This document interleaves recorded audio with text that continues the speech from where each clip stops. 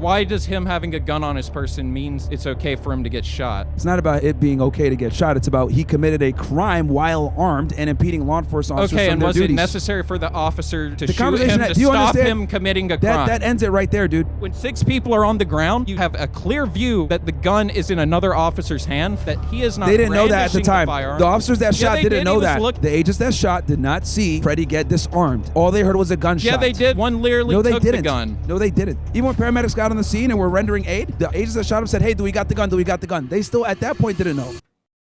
Hey, Myron, I was wondering what you think of the Alex Pretti shooting.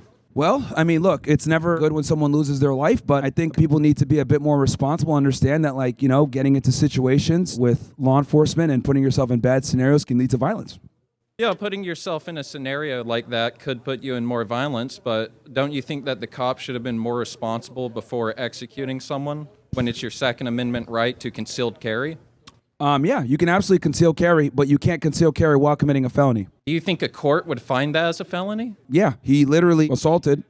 Someone puts their hand on someone's like shoulder to ask him a question, it's like assault? Well, because in the context of that situation, I don't even know that a court, if it's a jury trial, would find that was assault. Well, actually, he was, because what was happening was the Border Patrol agent was dealing with... He was what? Can I finish what I was going to say?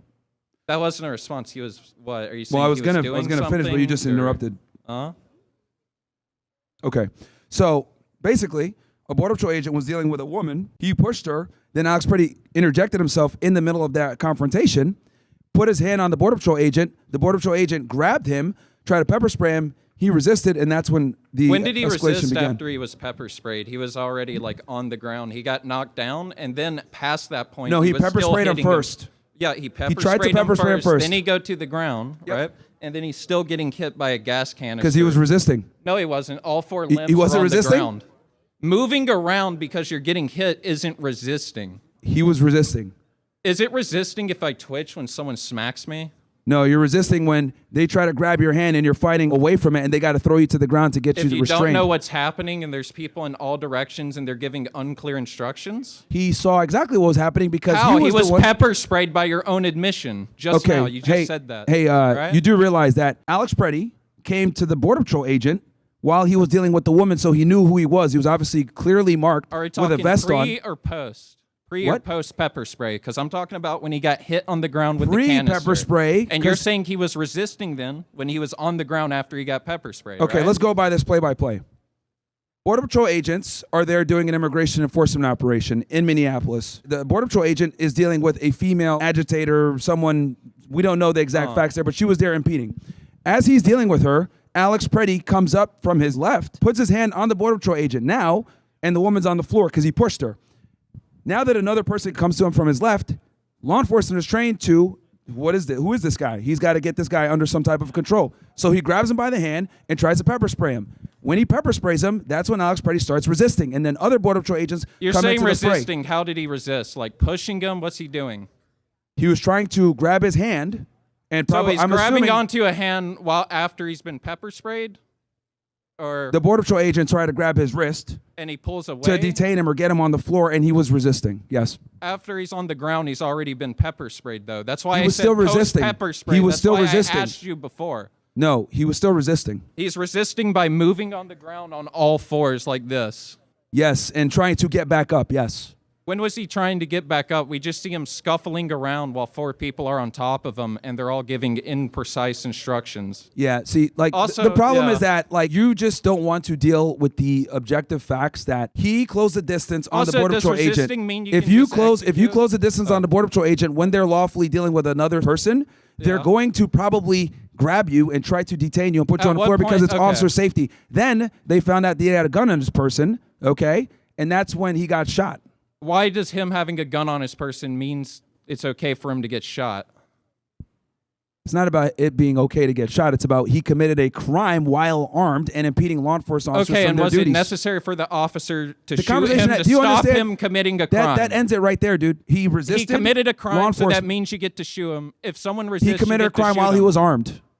It doesn't matter if you're just armed. He's not brandishing or a threat to the officer. If you have a gun on your person and you're caught shoplifting, the cops don't shoot you in Walmart. They try and detain and arrest you. So here's the beauty, right? This is why there's case law on this topic. So progressive morons like you don't things up for everybody else. I'm not a progressive. You are a progressive moron. Because here's the thing. When it comes to law enforcement being involved in shootings, and I was describing this earlier with the other guy, 2020 hindsight, okay, is not applicable. What's applicable is what was known to the law enforcement officer at the time the use of force was conducted. And at the time, they heard gun, gun, gun. He was armed, and a shot went off. Now, we know that this shot went off when they took the gun off his person because the 6 hour that he had was, notorious for going off when it's not supposed to. But what matters is, what did the Border Patrol agents think that shot him at the time?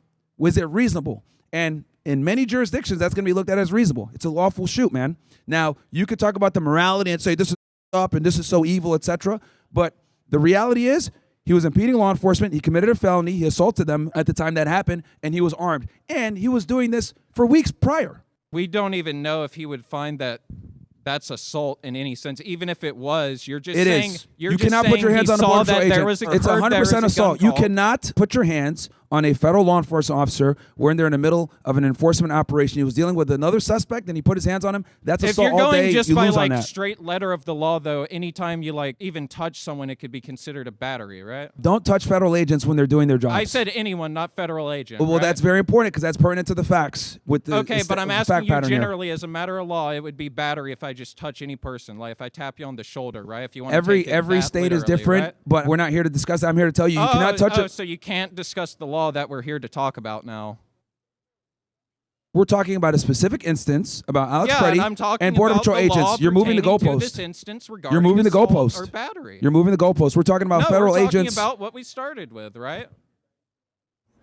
See, yeah. Yeah, dude, we're talking about Alex Pretti, which means we're going to be talking about federal agents and assaulting federal agents. I thought we were talking about unicorns. Holy shit, dude. Incredible. They just let anybody in here, huh? Yeah, it's a public space, not a fascist police state like you want. No, I meant as in like USC, like they got to increase the standards, I'm not a member of USC, you idiot. You go to school here, right? No. Oh, you don't? No. Okay, all right. No. You guys are redeemed a bit then, because this guy is incredibly.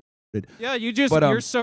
You have to make so many assumptions, and you're wrong about all of them. You can't even talk about. I cited law. I gave you the fact pattern. I told you why he got shot. I told you exactly what happened, play by play, and you're still sitting here saying, "Well, is this still gun?" And they didn't take the broad totality of circumstances in the situation, right? Because you're saying he heard a gun, therefore it's legal. But any case, they're going to look at the broad totality of circumstances. Yes. When 6 people are on the ground, you have a clear view that the gun is in another officer's hand, that he is not. They didn't know that at the time. The officers that shot didn't know that. Looking right at him. See, that's why you don't see. That's the problem. You didn't even. The officers that shot didn't know that. You can see him looking over the cop's body right there. You can see he doesn't have a gun. He's in clear view the entire agents time. That shot He's never did not obscured. see. The agents that shot did not see Pretti get disarmed. All they heard was a gunshot. Yeah, they did. One literally took the gun. No, they didn't. Yeah, and then the no, other they didn't, one watched because him take it. even when paramedics got on the scene and were rendering aid, the agents that shot him said, "Hey, do we got the gun? Do we got the gun?" They still at that point didn't know. But the paramedics didn't know that they had the gun, even though who didn't know? The agents that fired, officers. The agents that fired didn't know if he still had the gun on him because they shot just because they heard gun, right? They never said he was pointing a gun. He was trying to shoot him. They just said there was a gun so they could shoot him. No, the agents that shot were not aware that he was disarmed when they shot. Even if he was armed, he's not brandishing or using the weapon. What's it matter? You're just saying he has a gun, so that means we get to shoot him. Having a gun isn't illegal. Holy crap. Okay, let's go through this. Maybe the rest of you guys. Is having a gun illegal? Can a cop shoot you for shooting a gun? Just stop, because you don't even understand the fact pattern. Again, Border Patrol's there doing an enforcement operation, immigration enforcement operation. One of the Border Patrol agents is dealing with a female suspect, pushes her to the floor. As she's hitting the ground, Alex Pretti comes up to the Border Patrol agent, puts his hands on him. That's assault right there and then, right? When he does that, the Border Patrol agent pepper sprays Alex Pretti. Then he tries to take him to the floor. Alex Pretti resists. Other agents jump on, and they get him to the floor. As they're struggling with him, one of the agents, or a couple of the agents, say gun. When they do that, one of the Border Patrol agents was able to disarm Alex Pretti. But the person that disarmed him is not the agent that shot, because there were multiple of them, and it's rapidly evolving facts at the same time. So what ends up happening is the agent that takes the gun away, the gun accidentally goes off. They think, oh, he has a gun and we heard a gunshot. So what do? They fire. Also, it's important because you don't know this fact either. While Alex Pretti was on the floor, he was shot from his left. The agent that was to his left, all he saw was him doing this because Alex Pretti is right-handed. This is the motion of, is this guy trying to grab for his gun, right?